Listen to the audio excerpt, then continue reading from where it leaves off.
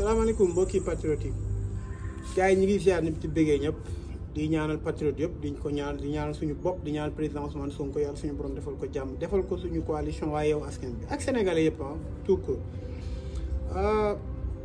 Gars yi on va parler aujourd'hui de deux sujets yoo xam ne ça me tient à cœur dama nelaw démb di xalaataat rek mënuma ko gobee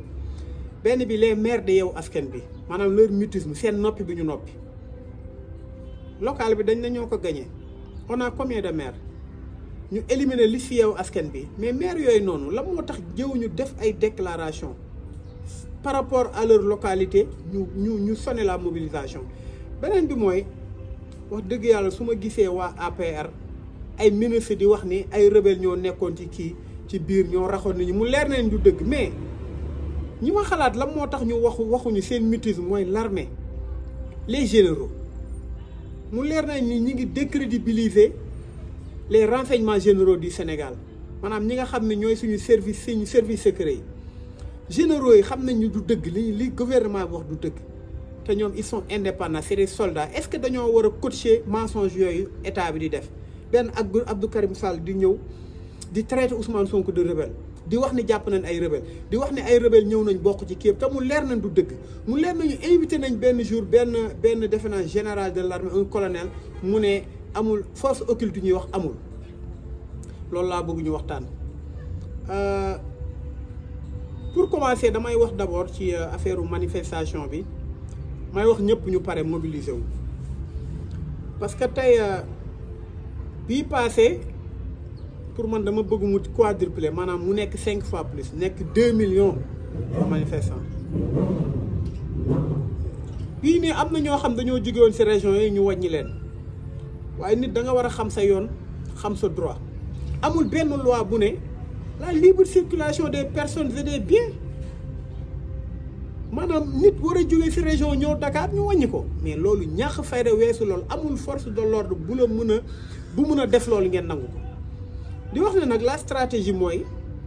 jarul parce que manifester c'est un droit constitutionnel boo xam ne jarul nga ci laaj autorisation mais da ngay tàggoo da ngay yëgle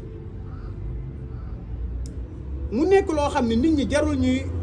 booloo ci ay bus di ñëw ku mën a booloo ci bus bon su fekkee horaire moo gën a yomb baax na waaye nit ñi nañu xëy jël seen oto ñëw nànk ñi nga xam ne dañoo dëkk fu sori nañu fanaan si dañ leen accueillir dañ leen jox ñu lekk dañ leen jox ñu naan suñu paree dinañ dem suñu marche fi ñu war a dajaloo dinañ fa dajaloo dinañ dox suñu marche et tout le monde doit faire la même chose amoon na benn numéro bu ñu dugaloon bu nekk ñoo xam dañuy contribuer mu nekk numéro boo xam ñu bëri woon nañ ma nee na doxul bon j'ai vérifié ça j'ai demandé ñu ne ma bon numéro bi c'est vrai que ñu bëri jéem nañu envoyer mais doxul maintenant vous pouvez l'envoyer sur le numéro de 877 77 dama juum 874 59 01 77 874 59 01 wala 76 301 30 22 naa ko def ci suuf kon tey ma am lu may wax rek directement ci manifestation yi ñu war a def képp ku ñëwul woon na ñëw képp ku ñëwoon na nga ñëw képp fu nit nekk na ko bàyyi te ñëw parce que nag suñu waxantee dëgg rek Macky Sall day def muy neex muy continuer di def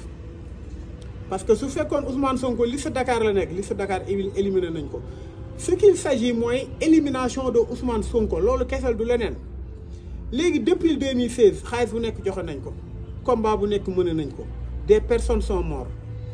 maanaam jàpp nañ ci ay nit gaañu nañ ci ñu mën benn combat parce que tey éliminer liste yeewu askan bi dañ ci maanaam su fekkee dañoo dem ba toll foofu nañu sant yàlla xam ni kon am na benn cap bu ñu passé parce que Macky Sall ku ma bëggoon éliminer da lay tëj waaye su demee ba mënatul éliminer physiquement nit mënatu ko tëj parce que xam na fi population toll ci moom kon loolu c'est un pas vers la réussite c'est un pas pour l'humanité léegi nag comme dañoo toll ci mu éliminer suñu liste parce que ragal nañu parce que nag dañu xam ni Macky Sall li mu ragal mooy 2 choses à 3 choses dañoo jóge ci élection locale yi Ousmane Sonko fu mu sànni fu mu jaar mu nooy nepp nga gis 80% maire yi ñu fal Ousmane Sonko lañ ci xool léegi ñoom li ñu ragal pas que candidature Ousmane Sonko mais Ousmane Sonko war a campagne ñu war a jàkkaarloog Ousmane Sonko dem nañ ba suñu séenee Ousmane Sonko ci campagne yi so dañuy jàdd koñ xam nañ ci dara Matar Ba bu mu tasee Ousmane Sonko Fatick dafa dugg ci ruq ba Ousmane Sonko romb loolu mënuñu ko supporter te Macky Sall beneen bi liste suppléant yi tax mu bàyyi ko parce que yaakaar nañu liste suppléant yi da leen mun a dina leen mun a monter contre yow askan bi ëllëg dina leen mun a jënd même su fekkee yow moo gañe gars yi suñu bàyyee li mu jàll ak li ñu xeex yëpp jarul ñuy dem 2024 te combat bi ñëpp ñi nga xam ni xam nañ stratégie ñëpp ñi nga xam ni xam nañ maanaam force de l'ordre ñëpp ñi nga xam ni xam nañ dooley état ñëpp ñi nga xam ni xam nañ ko xam nañ ni suñu provoqué mënuñu tenir 3 jours te ñaanuñu yàlla jàmm la ñuy ñaan yàlla mais lii nii du mës a jàll te su ku yaakaar day jàll yaa ngi nax sa bopp kon nañu préparer manifestation comme constitution moo ñu ko may nañ ko def légalement ku nekk fi nga nekk bii nii dama bëgguma sax ay nit ñi nekk Dakar di jël ay oto nañ leen def ay foule comme niñ ko prévoir teel a génn dox nànk ba fi ñu war a dox fi ñu war a rassembler wu na ko ñëpp pare su doon chaque jour mën naa dem chaque jour kon loolu laa amoon lu may wax ci manifestation bi képp ku fanaan fii di nga lekk di nga naan soo xëyee di nga ndékki dinañ booloo dox incha allah beneen bi mooy indignation bi ma am par rapport ak wax dëgg yàlla les maires de Yewwi Askan Wi pas tous les maires mais ñaata maire la Yewwi Askan Wi am mais la moo tax dégguñu maire yi di wax impliqué wu comme niñ ko waree ci mbir mi mais dañoo invalider liste Yewwi Askan Wi te si coalition boobu si ngeen nekk coalition boobu si ngeen demee liste boobu si ngeen demee nekk maire waaye Yewwi Askan Wi jàppale leen par l'appui de Ousmane Sonko et des patriotes loolooy dëgg tey ngeen toog ku ci nekk entre le marteau et l'enclume maanaam nekk en équilibre waaw ñenn ñi lu ñu wax mooy comme lii nii la demee comme dañoo kii te investiruñu duñ ci dugg duñ ci wax duñu jël benn risque ñu bëri loolu lañ xalaat ñenn ñi yaakaar nañ ni suñu neutré ni ëllëg dina leen mën a ubbil porte ñu dem Macky Sall woo leen ñu ñëw ñenn ñi dañoo mujj yéene sax Yewwi Askan Wi ñu éliminer ko loolooy dëgg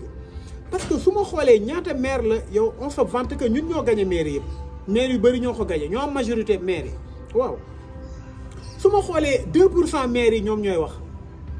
maire yu bëri yi waroon heure bi waroon na leen fekk fi ñu nekk ñu mobiliser wu mais Macky Sall ñi nga xam ne ñooy ay ministre am ku ci nekk day mobiliser su fekkee meeting dafa am su fekkee dara dañ ko xew day mobiliser fi mu nekk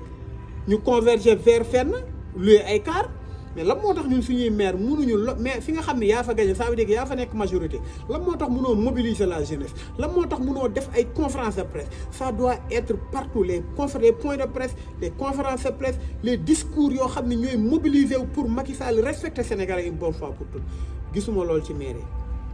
à part maire wu defe naa Kër Massar Nord suma juumul ak Barthélémy Dias ak Ahmed Aïdara mais ñaata maire lañ fi am y en a beaucoup ala maire Yeumbeul Nord ala Bara Gueye mi doon tëb di dal te li tax mu doon maire du lenn lu dul coalition bi mu bokk suñ ko bàyyi woon nag mouvance présidentielle Amadou Hott da koy laminer kon lan moo tax ñooñu waxuñu na ngeen xoolaat seen bopp te xam ni il est plus que jamais le moment de parler ngeen bañ a nekk dans l'équilibrisme affaire naafiq yooyu parce que tey ku ci yaakaar ni yow askan su demul da ngay gouverner normalement yaa ngi nax sa bopp Macky Sall su paree fi yow askan bi yéen lay destituer benn par benn il va le faire Macky Sall soo leen yaakaaree ni yéen 5 ans dafa bëri nous prenons acte gis nga fii ak 5 ans yàggul te ku ci nekk li nga def di ko tu vas le payer cher kon tey loolu laa amoon lu may wax ci maire yi beneen bi mooy ana waa ànd sàmm jikko yi ànd sàmm jikko dañoo toog ne dañoo bëgg ku leen jàppale pour ñu criminaliser affaire góor jigéen waaw ànd sàmm jikko lan moo tax ñi nga xam ne ñoom ñoo la seule coalition boo xam ne ñoo constant ñoom ñoo nekk à leur maanaam ñoo converger selon leur vœu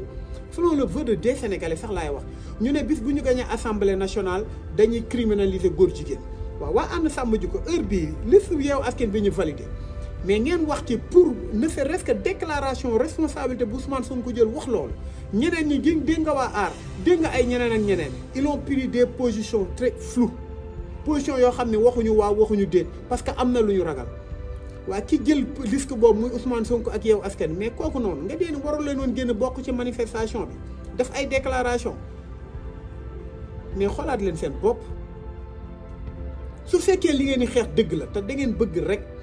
assemblée nationale voté leen mais dem leen ngeen jàppale waxuma sax ngeen jàppale pour ñu naan da ngeen di politique mais dem leen ngeen ne liste Yewwi Askan bii ñu invalidé démocratiquement et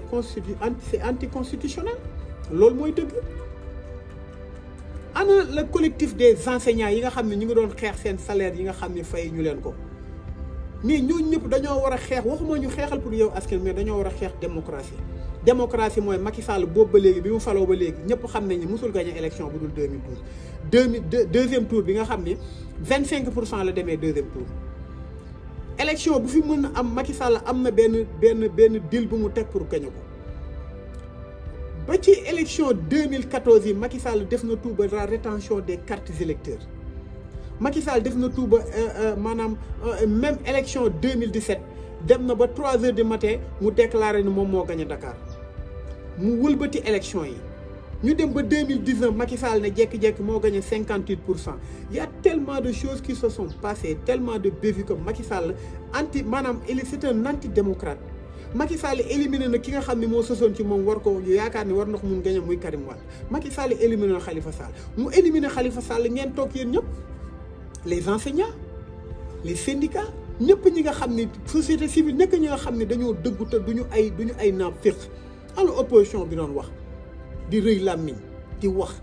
tey ñoom ñoo kontaan ci li ñu éliminé li si Yewwi Askan waaye da ngeen di nax seen bopp Yewwi Askan di par force ou de gré day dem kon xoolaat leen seen bopp. beneen bi may wax mooy wax dëgg yàlla su ma xoolee armée Sénégal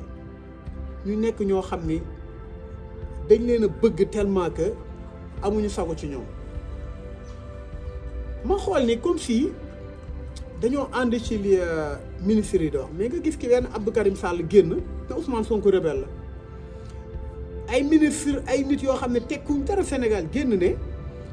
manifestation bi ay rebelle dañ cee bokk ba am na ñu ci jàpp mu leen les généraux de l'armée les colonels de l'armée xam nañ li ñu dëgg li dul dëgg fi ñu toog xam nañ ni ñu ngi banaliser le mot rébellion pourtant ay seeni soldats am na ñoo xam ne dañoo dee sur le terrain ay rebelle rey leen yéen ngeen nangu ñu dem ba banaliser mbirum rebelle ñun manifestation yi ñun manifestants yi ay rebelle lañ pourtant yéen nañ ci àll bi di xeex loo xam ni kon mi ngi fii ci dëkk bi di fi tas mais c'est extraordinaire ngeen war a jël seen responsabilité li ma xalaat sama xalaat bu gàtt par tout le respect que je vous dois ngeen wax ak Macky Sall mii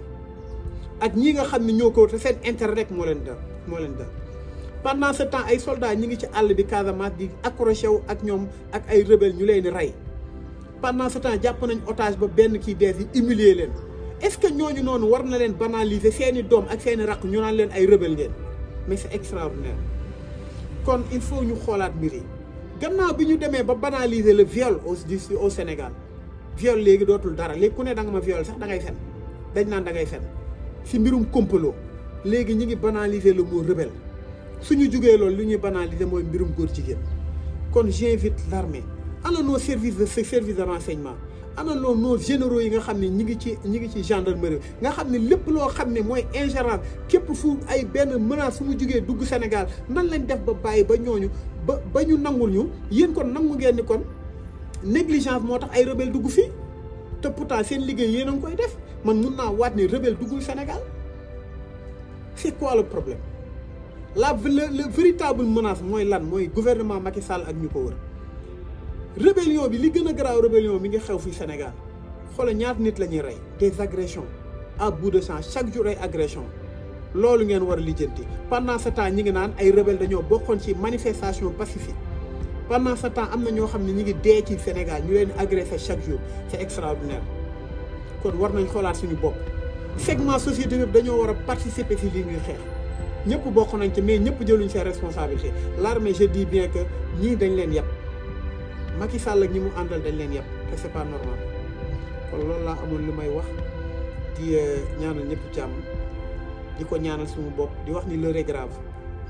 Sénégal mi ngi dund jamono joo xam c'est extraordinaire loolu laa amoon la may wax gars yi ñu ngi ziar ñëpp di béggee ñëpp asalaam